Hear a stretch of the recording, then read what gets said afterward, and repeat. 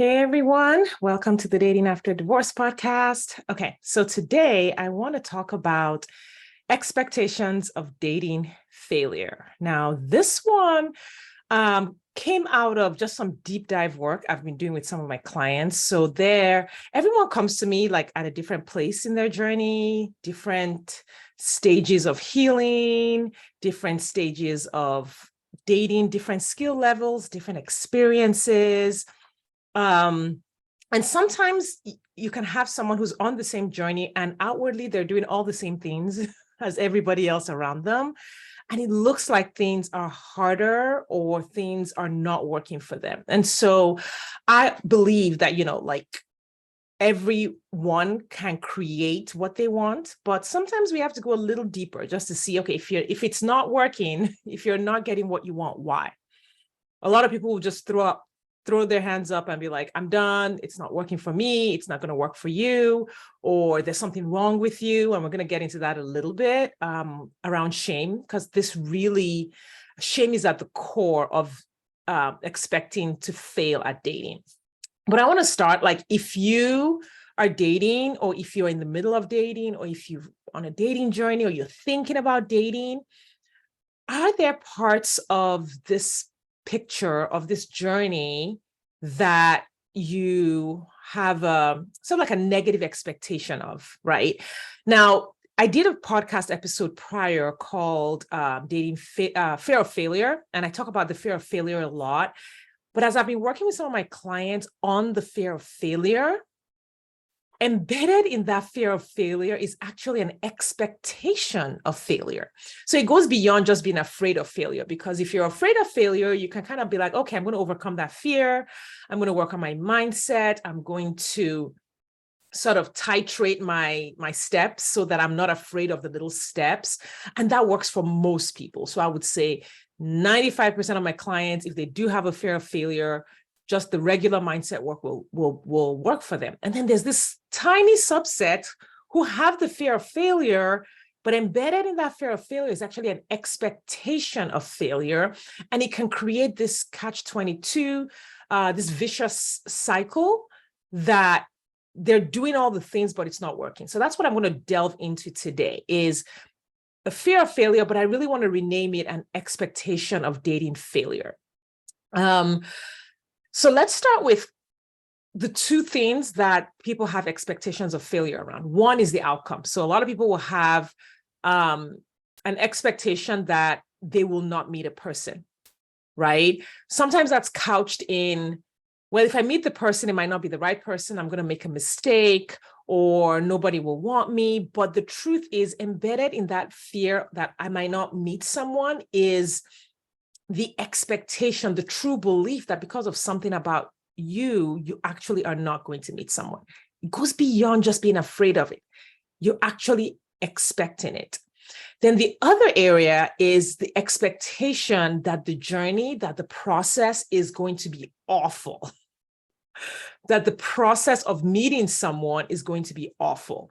That not only will you not meet someone, but you're also then going to go through this very difficult, very painful process to try to meet someone, and then you won't meet someone.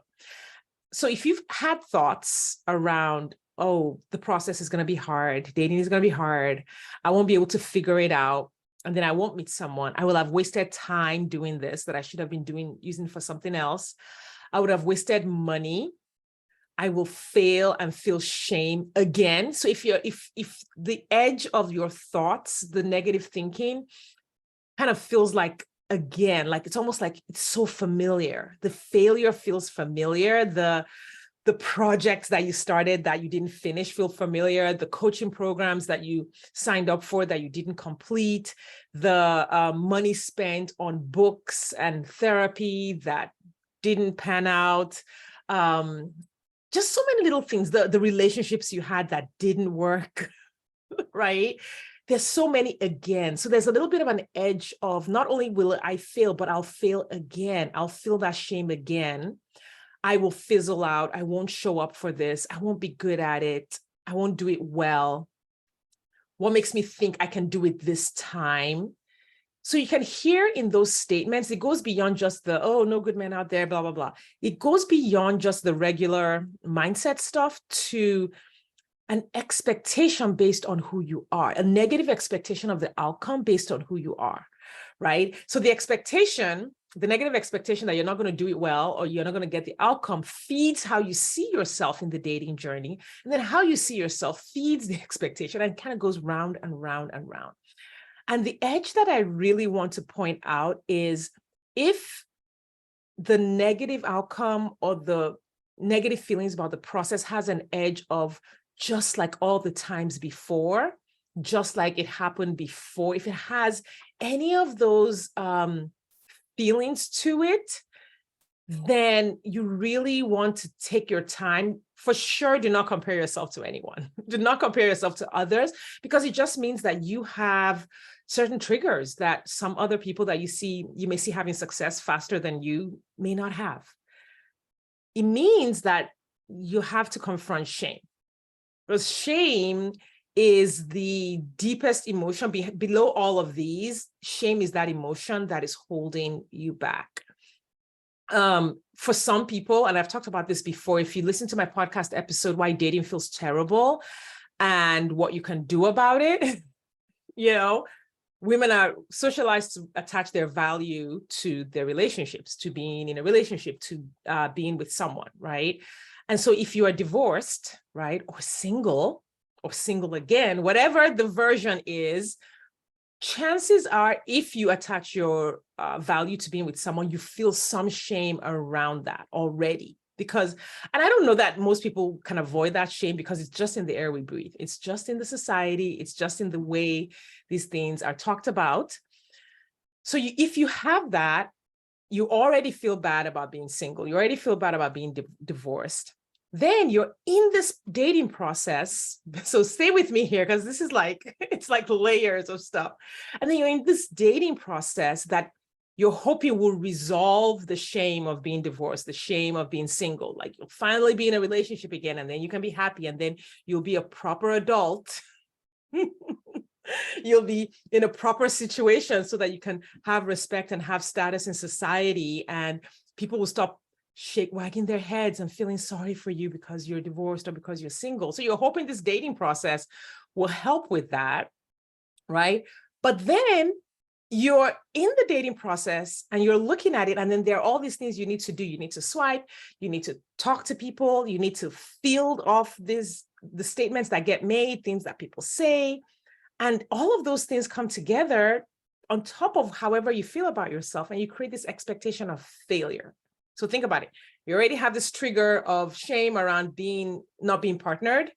And now there's the shame that's being triggered over and over and over again in the process.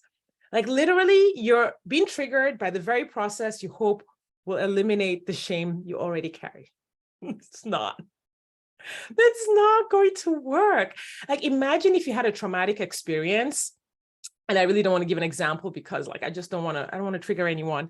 But say you had a traumatic experience that involved another human, right? And then you went to therapy for it, or you went to a doctor, and then that doctor looked exactly like the person that created the trauma. Like, this is the person that's supposed to help me, but then they look, smell, feel like the other person that hurt me. It's really hard to make progress in that situation. It's really hard to engage. It's really hard to open up yourself and be vulnerable and learn. Like, your body, your nervous system, your mind is just going to be in fight or flight. And so there's a very small subset of my clients, the women I work with, who experience this, like just continuous triggering around the dating process. And now what some of them do, some people will cover up that trigger by wanting to just hustle past it. Like, if you find yourself being super impatient about the dating process, if you're often frustrated, you feel a lot of annoyance, you burn out, you spend a lot of time blaming the men out there, you may be trying to override this shame and override this trigger by just hustling past. Like, if I can just go on 100 dates, just barrel past it, I can succeed and then I'll be fine. But it doesn't work. It leads to burnout. Then there's my fairy tale ladies, right? There's a lot of spiritual bypassing, a lot of positive thinking, hope, fantasy, fantasizing, forced belief, denial, minimizing. The people who experience this, they don't want to say that they're experiencing, they don't want to, or they don't know that they're experiencing this. They have a very like positive, they believe in being very positive and very optimistic, which is good. It's a good thing. However, the same person maybe tends to be in denial, tends to not see clearly what's happening. So they might go on an app on Monday for like 10 minutes and then not show up again on the app for like 7 days. And then it's like, oh, it's not like they tell themselves, I'm doing it. It's like, I'm doing it. It's going to happen. I'm doing it. But then when you actually sit down and look at the actual numbers and the actual actions, it's not enough. There's not enough energy in it to create the result. Like this kind of person might go on one date every 4 months, but they're at peace with it and they're good with it. Right. And then the third cover up that I tend to see, this one's not so much of a cover up. I think this one is more the people who they see it. They see the pain, they see the triggers, they see what they're experiencing, and they're like, no, this is not for me. So these people tend to be in avoidance, a lot of despair. So they're single and they're staying single, or they're not dating, but they're not happy with that either. They actually want to do it. There's some despair. There's some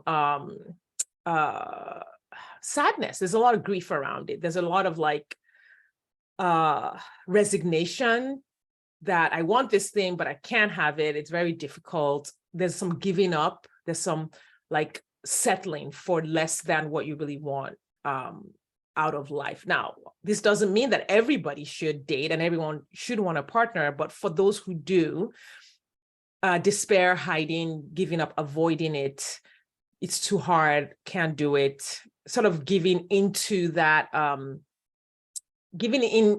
into the expectation of failure. I expect the failure. I expect I'm going to fail. I have evidence that I've failed before. So I'm just going to like resign myself to that. And that's the third path that I see people taking. Now, I want to offer that there is a fourth solution. There is a place that you can be that's different from those three places. It often requires a different tactic of coaching than maybe might appear at first on the surface. So with a lot of my clients come in, I always start from the practical side. Okay, let's get the practical parts. Are you swiping? Are you on the apps? Are you going out? Like, what's that? And then when we hit the first roadblock, then I see what's going on. I can start to like channel them into, okay, you need mindset work and you need to overcome social anxiety.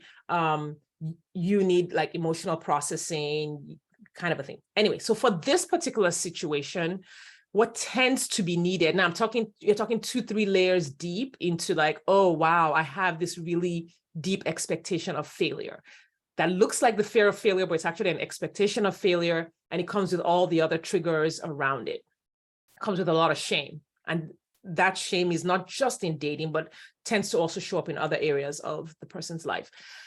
The solution I tend to offer with this person or this kind of person is usually around processing emotions. It's usually around processing how they feel, getting them in touch with their emotions, getting them to recognize the common emotions that are being triggered by the process, and dealing with that emotion everywhere it shows up, whether it shows up in business, whether it shows up in dating, whether it shows up with their children, whether it shows up with their memories of the past and how they're thinking about the past. Where does this show up? Because we tend to have very well practiced emotional states, especially by the time you're in midlife. Listen, our brains know exactly where it's going to go when it's triggered a certain way. And so the solution is usually around releasing and processing the emotion, not just for that day, but overall. Like, where else does shame show up? What are the memories that trigger shame? Like when you're walking down the street and you remember something that happened in your past and you just cringe and you're just like, you hate that emotion and you wish it would go away, and you hate that memory and you wish it would go away. Where are all those things showing up so that we can like just process and work through them? And a lot of it looks like observing yourself in the dating process, observing yourself day to day. What are you thinking, feeling, doing? What are you avoiding doing?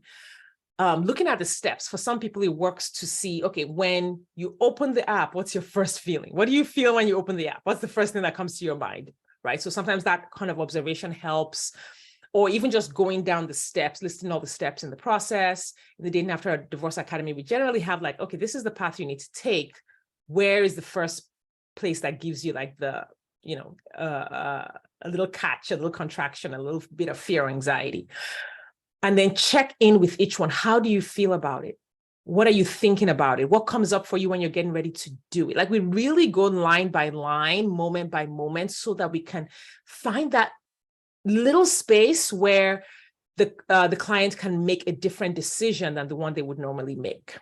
How do you feel about yourself within the dating process is another way of thinking about it. Like, when you think about you, when you think about the dating process, what are your thoughts about you? How do you feel about you? How do you feel about the outcome, the outcome of the process? How do you feel about remaining single the rest of your life? What comes up? A lot of people don't want to think about that because they're like, well, then I'm just like being negative and I'm believing that I won't have a partner. But you already don't believe that you'll have a partner, probably. If we're coaching at this point and I ask you, how do you feel about staying single forever? The reason I'm asking that question is because I can tell that you already don't believe it. So I want to go there. I want to figure out what's lying underneath. What are the thoughts and feelings that are lying underneath that? So how do you feel about the outcome of remaining single? Even like, if say you go through the process and you don't meet a partner, how do you feel about that? Like, what comes up? Not because that's what's going to happen, but because if you're in this deep fear and expectation of failure at the beginning, we need to deal with that. Otherwise, that's exactly what's going to happen. How do you feel about the outcome of finding a partner? Some people, the expectation of failure is not even in the dating process. It's in the relationship. Like, I'm going to find someone, I'm going to be in the relationship, and it's going to be terrible. And I've got to deal with that. Like, where do those negative emotions come up? What thoughts, what images, what scenarios are in your mind that are bringing up those feelings of dread, even if they're slight, even if you haven't engaged with them? I always encourage my clients, like, engage with the emotions. They're there. Hiding from them does not help. Repressing them does not help. We have to engage with them. They are part of your experience. They are part of the engine that is driving the bus. So we've got to go there. We've got to engage. And when you do this work of becoming aware of what the thoughts and feelings are, when you do that deep dive, and then go through whatever techniques we need to use to have you release them so that you're freer and lighter, and those thoughts and emotions and memories and triggers don't have such like a grip on you. What happens is you shift to not this mindless, fantastical belief, but you shift to a true positive expectation about the work that you are doing in the dating process. It's not this like, oh my God, it's not rah. It's just a calm, positive expectation, right? I believe this is going to work out. I believe there's somebody out there for me. It's calm. You're able to be present with the tasks that you have to do, with the things you have to do to date. You're able to be present. You're able to open the app and not like get triggered the minute you see something, right? Just like, oh yeah, this happened. Okay, yeah, this person ghosted me. Oh, that's sad. I'm disappointed, but I have this positive expectation that's like a solid deposit down inside of me, not something that comes and goes every like 3 seconds, depending on what happens on the app. You have more energy, you have more emotional energy to actually tackle the process of dating, to go out, to talk to people, to learn the new skills you might need to learn in the process. You're not triggered by the process of dating. You might even enjoy it. You might even get to the point where you're like, this is kind of fun. This is kind of cool. I am having fun. I'm okay with being in the process, knowing that it's going to end up where I need to be. You're more certain about the outcome, and you're patient, right? But it's not the patience where it's like, oh, I dated one person the last 2 years, but I know it's going to happen for me and they're going to come find me. It's not that. It's like this steady step by step, one step at a time movement through the process to get there. So, we started this conversation really talking about having a a negative expectation about dating failure, like expecting to fail. But it might not show up like that when you think about it. Like in your mind, you probably don't think you expect to fail. We have to go a couple of layers deeper. So think about where you're really at when you truly sit with yourself. If you give yourself 10 minutes, turn on a timer and ask yourself, where am I really with dating? What's really going on inside me? What am I really thinking about? What am I really feeling? Feeling is the big thing here. You might think all the right things, but if you're not feeling the matching emotion to go with it, you got to work on that disconnect. So if you have what you think is a fear of failure, or dating anxiety can also be a pointer to this deeper expectation. Or if you just recognize, hey, I expect to fail at dating. That's why I'm not doing it. That's why I'm procrastinating. That's why I keep deleting the apps. That's why I keep going out with my girlfriends instead of going on dates. That's why I keep avoiding it. Then I want you to take some time to start getting aware. And if you want to do this work with someone, you can reach out. Just send me a message, or click one of my links and contact me, and we can talk about what this work might look for you. All right. Thank you guys for your time and attention. I appreciate it, and I will see you next time.